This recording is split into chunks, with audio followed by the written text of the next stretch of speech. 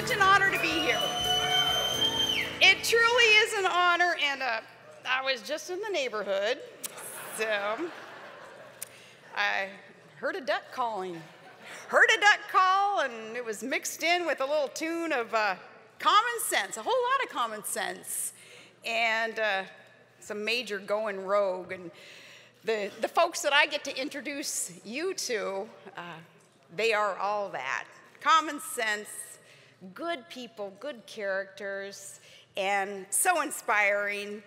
So I wanted to head your way and get to participate a little bit in what it is that we are on a mission to do.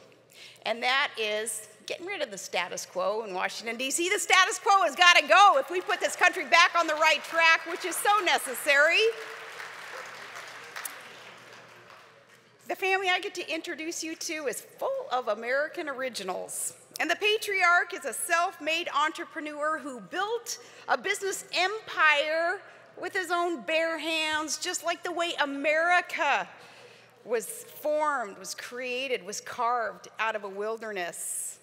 He's an educator and a church elder who inspires others to be bold and to embrace family. He was a standout college jock who turned down a pro football career because it would interfere with his duck hunting. I love those priorities, huh? Good. He spoke the other day, as a matter of fact, at his alma mater, and some of the faculty members walked out on him as he spoke. Well, wouldn't you rather be here with him and ducks and gators, you all clinging to our God, our guns, and our Constitution, than sitting around hugging a tree in that faculty lounge singing Kumbaya? I sure would. This family, especially the patriarch, he is a courageous voice for simple, time-tested truths that have sustained America and made us the exceptional nation that we are. He understands that exceptionalism and why it is that no, we do not need Obama's fundamental transformation of America. We the people, to fundamentally restore all that is good and strong and free about America.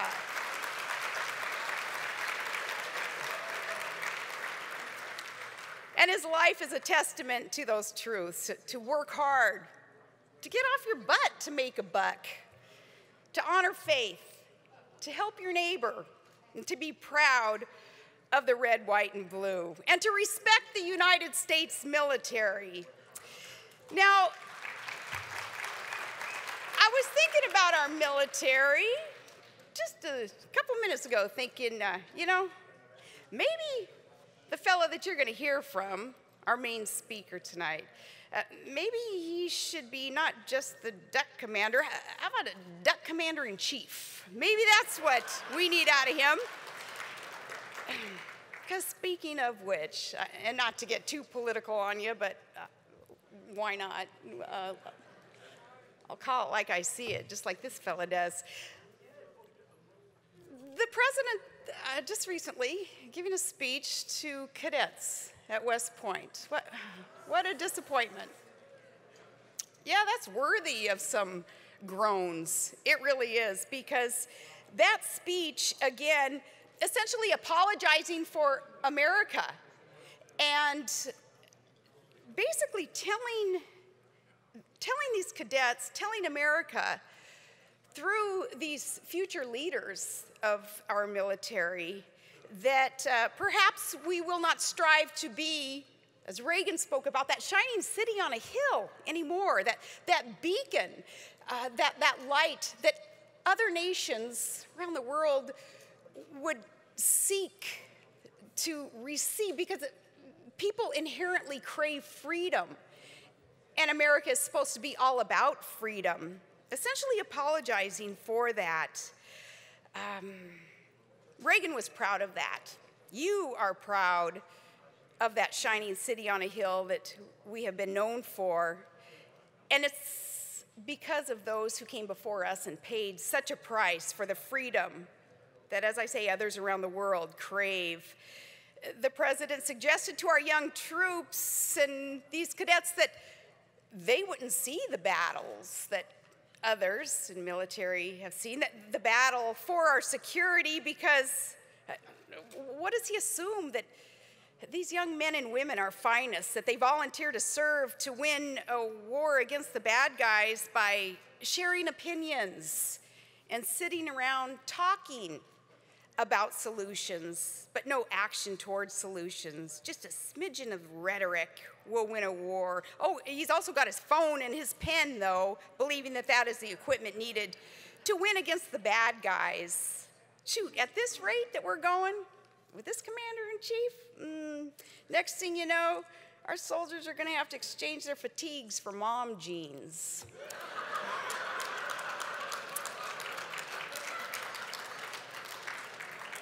No, see, what he's missing, especially so clear after the speech that he just gave, was that our vets and today's troops, they've been willing to serve after training to a cadence along the lines of Psalm 144. Literally, some of these guys, they march to and they run to Psalm 144. They're singing it, and they're thanking God in these marches for training their hands for battle, for when it is necessary to fight for what is right.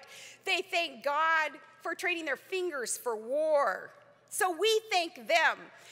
Because perhaps what our president doesn't understand today is freedom isn't free. And if you love freedom, you thank a vet. And the way you thank a vet is you provide to them what has been promised. You provide to them what they have already earned. You do not dismiss and disregard what it is that we owe them.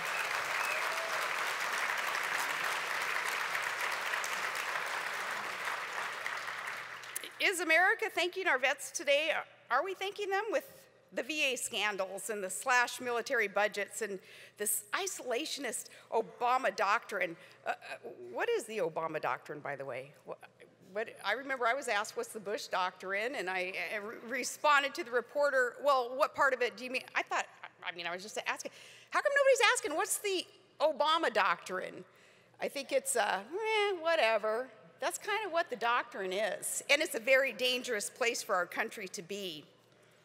Unfortunately, the Obama doctrine dismisses the price that our vets have paid for our freedom. So, yeah, I love patriots who love the United States military, especially those who are such a breath of fresh air, and they're speaking up at a time when many are afraid to speak up. And this fella, he's old enough and wise enough and strong enough to not care what the politically correct police have to say about him and his opinions and his citing of scripture and anything else that he wants to say, because, you know, those politically correct police, the hypocritical, fake standards that they use regarding who gets to exercise freedom of speech and who doesn't. It's kind of a joke. I think the majority of Americans understand kind of that elitist, hypocritical mantra that we're hearing, especially coming out of the lamestream media. Well, this guy doesn't care. He's going to call it like he sees it, and we need more of that in America. Now, I'm happy to get to step aside even from this podium tonight to introduce a family member who will then kind of usher in our main speaker tonight. This family member knows the Duck Commander oh so well, and he's going to do the honors of introducing the man. Now, this young patriot, family member, he has learned and gained from his uncle, Phil Robertson. This young man is willing to serve. He's willing to shake it up and fight for what's right, for we the people, to serve something greater than self.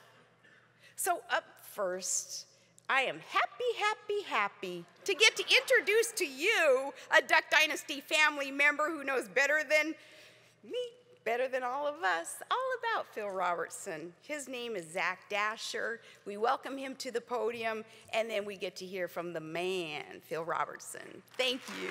I'm in a hurry to get things done. Oh, I'm rushing.